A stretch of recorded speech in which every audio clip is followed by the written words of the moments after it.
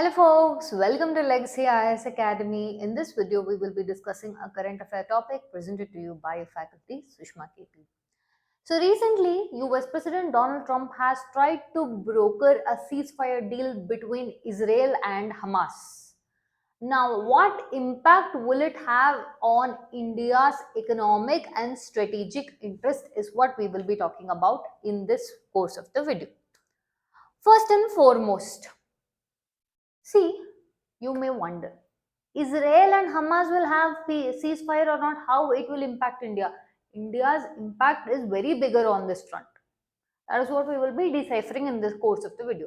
Now, if you're someone who likes local, national, geopolitical, international news, subscribe to Legacy IAS Academy because in this video, we will provide detailed analysis on each of this topic in depth. Alright, now coming back to the topic. First and foremost, before entering into the topic, let's just discuss about particular chokehold areas, which is for the entire world, it is a chokehold, which means if you strangle this, it's almost like you're killing the entire world. What are those? First and foremost, your Red Sea region. Look at this region. Are you seeing this? This Red Sea region is almost like a chokehold for the entire country. Why?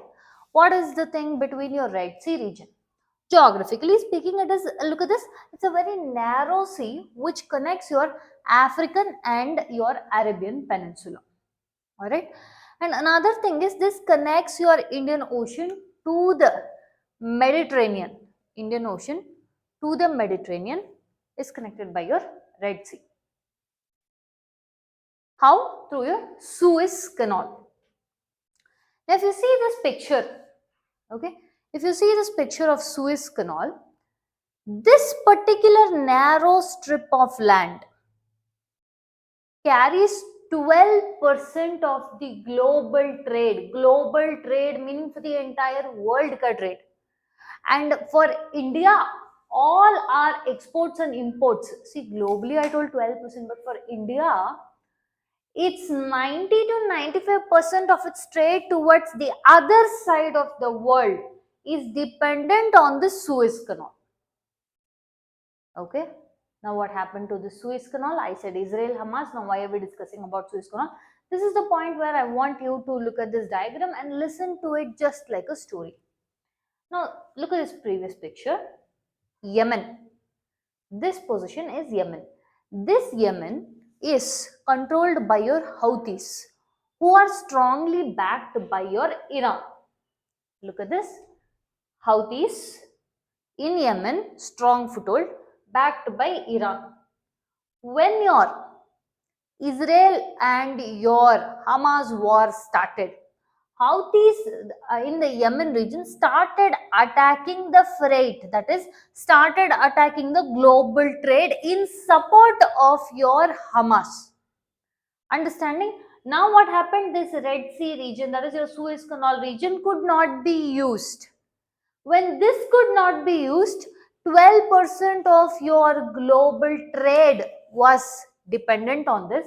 90 to 95% of India's trade to the other side of the world was dependent on this. This all got disturbed. Now the shipping companies which used to operate, okay. Now when we say freight companies or shipping companies, those are the ones that will transport our goods from one place to another. And again, 95% of the goods that we were shipping to the other part of this world was all through your other external shipping companies, not our own. Now, because of your extreme attack of Houthis in Yemen, because of your Israel and Hamas war, what happened? They took a different route. They said, in this way, if we are going, they are shooting at our ships. They're making sure the ships are getting sunk. We don't want to take this risk. So we will not use this route, but we will rather use a longer and safer route. What is a longer and safer route than Suez Canal? That is your Cape of Good Hope. That is through your Africa. Look at this blue line. What used to go in this blue line was a shortcut easier and more efficient. But now because of this Houthis attack, they had to now look at the red line through this way. Now if you see by the picture itself, it is a more longer route. Yes. Now because it is a longer route, just to give you an idea of how longer route, if you traveled from, let's say, from Singapore to your Europe, If it used to take 26 days, understanding, to go from Singapore to Suez Canal to Europe through your Cape of Good Hope, it used to take somewhere around 36 days. Understanding? So this created that the goods were staying on the sea for longer period of time, which means the cost increased, the insurance premium increased. Understanding? And it became very difficult with respect to the higher rising fuel cost also. So 15 to 20 days extra it was taking to go through your Cape of Good Hope. Now, why did your Houthis attack? We saw that is in support of your Israel and Hamas war, specifically targeting your Palestine conflict. Okay, that is they are supporting to end the suffering of Palestine. Now, in this scenario, what happened is when your Donald Trump has made sure that he will mediate a ceasefire deal between Israel and Hamas, does it mean that this Houthis will stop attacking in the Suez Canal? And does it mean the freight will open up back from Suez Canal? If this happens, how is the impact on your freight companies and with regard to India? First and foremost, if you see, Israel and Hamas both have agreed for ceasefire. They have told, yes, all hostages will be given back. Very soon, we will be bringing peace in Gaza. Now, when this news came out, it's a good news, right? Immediately, Musk, it's a biggest shipping company where the entire global benchmark for your shipping is seen based on this. It fell to a 3-month low. Wait, it's such a good news. Then why is their shares falling up? See, first and foremost, when there was trouble in the Red Sea, the most profitable were the shipping companies because they could now raise the premium of the insurance. And what they tell will work now because there's no other option. Understanding? So how the situation goes ahead, we will discuss in a moment. Before that, we have a small announcement from Legacy IAS Academy. Now, if you're someone who is looking forward to kickstart your UPSC civil service preparation, look no further. You have found the right spot with Legacy IAS Academy. We offer our batch size at strictly 40 member per limit so as to provide individualized and personalized attention. We also provide one-on-one mentorship, easy access to educators, daily mains, answer writing, challenge, prelims, mock test panels, interview mock test panels, and also for those of you who are working professionals or students, we also offer our classes in the weekend courses alongside weekday classes. We offer our courses in both online as well as offline mode. For those of you who want to see how the classes are, you can schedule a demo class either online or offline. For more information, you can check out Legacy IAS Academy website or come visit us. All right. Now coming back. Now, does this ceasefire guarantee a safe shipping? Like I mentioned, first and foremost, if the issue was to reduce at Red Sea, then it is a good thing for whole world. But the shares fell of your shipping companies. Why? Because during this crisis period, they had amped up the prices almost 3 times more than what they were making before this Red Sea crisis. Understanding? Now, because if scenarios goes back, they have to reduce the prices, then again they have to use the shorter route, then it will mean faster travel. Yes, so that is why their prices fell. Now with this ceasefire, does it mean everything will go back to normal? Not yet, because the Houthis have not yet confirmed what is their take on this ceasefire that has been reached by your Israel and Hamas.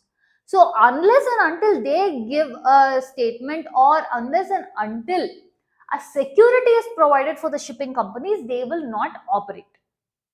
Now, if you see, during the crisis time, the freight rate tripled, the transit time increased, insurance had also shot up the premium.